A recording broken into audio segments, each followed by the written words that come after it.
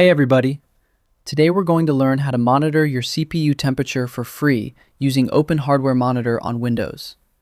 This is a lightweight, open-source tool that gives you real-time data without the bloat of manufacturer software. First, head to OpenHardwareMonitor.org and click the download button. It will download as a zip file. Once finished, right-click the file and select Extract All.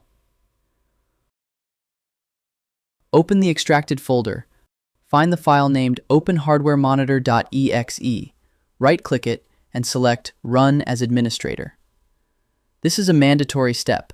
The software cannot access the thermal sensors on your motherboard without administrative privileges.